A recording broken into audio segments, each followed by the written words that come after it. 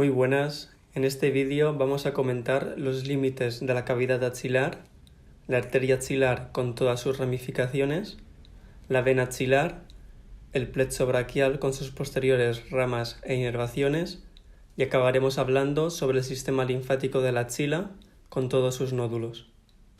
La cavidad axilar es la cavidad del interior de la cintura escapular, que contiene toda la vascularización e inervación. Es una región en forma de pirámide cuadrangular en que el vértice se sitúa en la unión de la primera costilla con la clavícula. La cavidad queda definida por 4 paredes.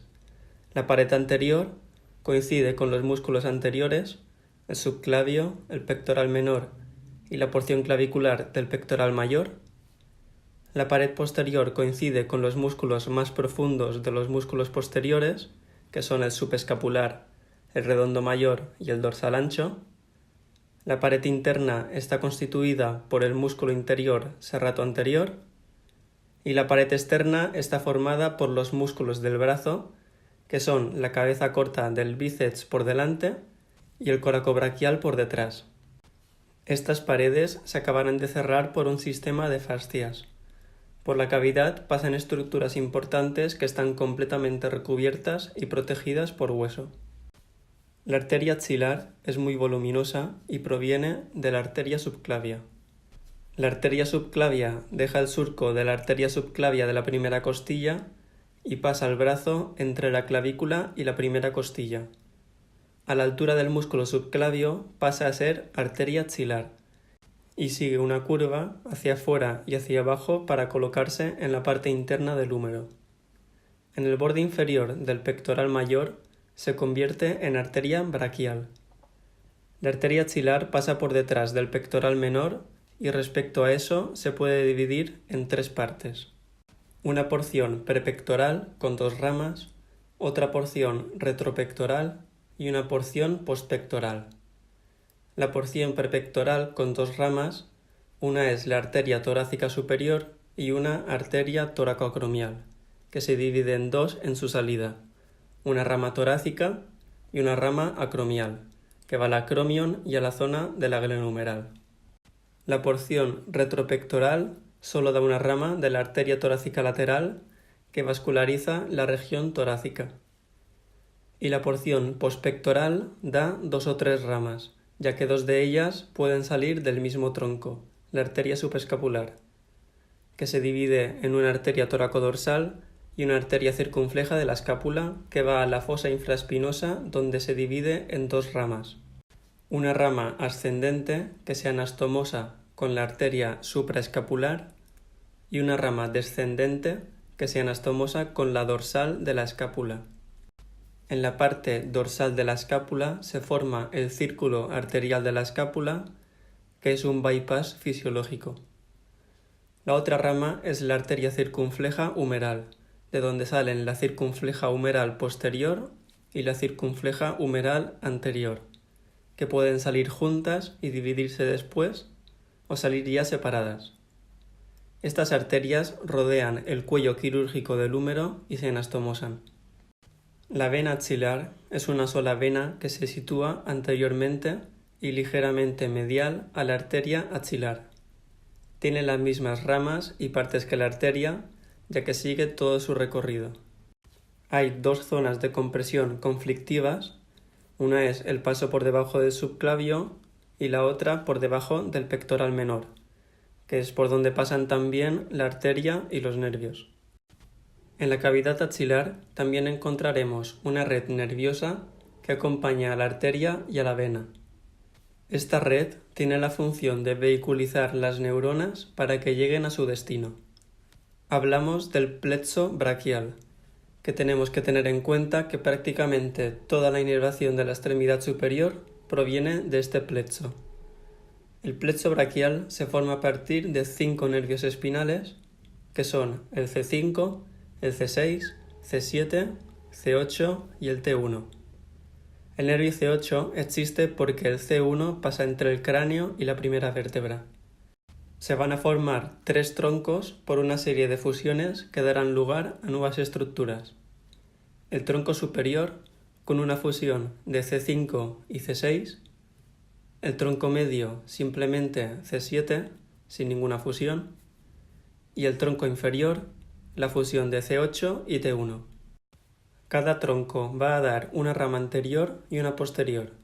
También se va a producir una fusión entre las tres ramas posteriores, formando el fascículo posterior. Las ramas anteriores del tronco superior y medio se fusionan formando el fascículo lateral, dentro de la axila, y la rama anterior del tronco inferior queda sola formando el fascículo medial también dentro de la axila. La arteria axilar pasa rodeada por los fascículos, por lo que en la nomenclatura de los fascículos se hacen referencia a esta arteria. A partir de los fascículos se van a formar unas ramas colaterales y otras terminales. Las ramas colaterales inervan la cintura escapular de medial hacia lateral. La rama colateral proveniente de C5 sale muy cerca de la columna e inerva el elevador de la escápula y los romboides. La rama colateral proveniente de C5, C6 y C7 inerva el serrato anterior y su parálisis es lo que provoca el síndrome de escápula alada. Las ramas colaterales del tronco superior se pueden dividir en nervio subclavio, que inerva al músculo subclavio, y nervio supraescapular, que inerva al supraespinoso, pasando por debajo del ligamento transverso superior, y luego pasa por la fosa infraespinosa inervando al infraespinoso, pasando por debajo del ligamento transverso inferior. Este nervio tiene dos puntos importantes de lesión. Uno es la osificación del ligamento de la escotadura y otro la sección del propio nervio por una ABD de hombro muy fuerte. Además, como inerva a 2 de los 4 músculos del manguito rotador, es muy peligroso si se lesiona. Las ramas colaterales del fascículo lateral y medial, con el nervio pectoral lateral y el nervio pectoral medial, inervan al pectoral mayor y al menor. Generalmente ambos nervios están anastomosados en un asa llamada asa pectoral, que pasa por delante de la arteria axilar. Y las ramas colaterales del fascículo posterior son 3. El nervio subescapular superior, que inerva al subescapular, el nervio subescapular inferior, que inerva al redondo mayor, y el nervio tóraco-dorsal, que inerva al dorsal ancho. Las ramas terminales provienen de la división de los fascículos e inervan la extremidad superior. El fascículo posterior da 2 ramas terminales que inervan generalmente músculos de componente flexor. Estas 2 ramas son el nervio axilar o circunflejo, que inerva también a deltoides y redondo menor, y el nervio radial. El fascículo lateral también se divide en 2 ramas terminales, el nervio musculocutáneo y la raíz lateral del nervio mediano. El fascículo lateral da 4 ramas terminales. 2 de ellas son nervios exclusivamente sensitivos, que son el nervio cutáneo medial del brazo y el nervio cutáneo medial del antebrazo. Las otras 2 ramas son el nervio cubital y la raíz medial del nervio mediano. La raíz medial y la raíz lateral del nervio mediano se unirán para formar el nervio mediano. El músculo trapecio es el único músculo de la cintura escapular que está inervado por un nervio craneal, concretamente por el nervio craneal 11 o nervio accesorio. La axila es una zona enormemente linfática. Es una región con alto contenido linfático tanto por nódulos como por vasos. Encontramos 6 grupos de nódulos que forman el plexo linfático axilar. Los nódulos linfáticos humerales, que los encontramos posteromedialmente a la vena axilar, siguiendo todo el trayecto de la arteria axilar y son los encargados de recoger toda la linfa de la extremidad superior. Los nódulos subescapulares siguen el trayecto de la arteria subescapular y recogen la linfa de la región nucal, de toda la espalda y de la cara posterior del hombro.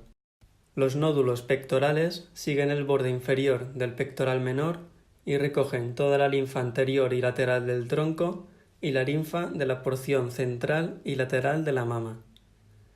Los nódulos interpectorales son los que se quedan entre el pectoral mayor y el pectoral menor y recogen la linfa de toda la mama. Los nódulos centrales están dispersos por toda la grasa axilar y son los encargados de recoger la linfa procedente de los nódulos anteriores. Y finalmente tenemos los nódulos apicales, que se encuentran en el vértice de la axila, entre la primera costilla y la clavícula, y son los encargados de recoger toda la linfa ya comentada y la de la región superior y lateral de la mama. Estos nódulos se sitúan ya prácticamente dentro del tórax, desde donde salen los troncos subclavios derecho e izquierdo, donde acabará la linfa a la vena subclavia. Y esto es todo, pongan pulgar arriba, compartan y suscríbanse si les ha gustado y nos vemos en el próximo vídeo. Un saludo.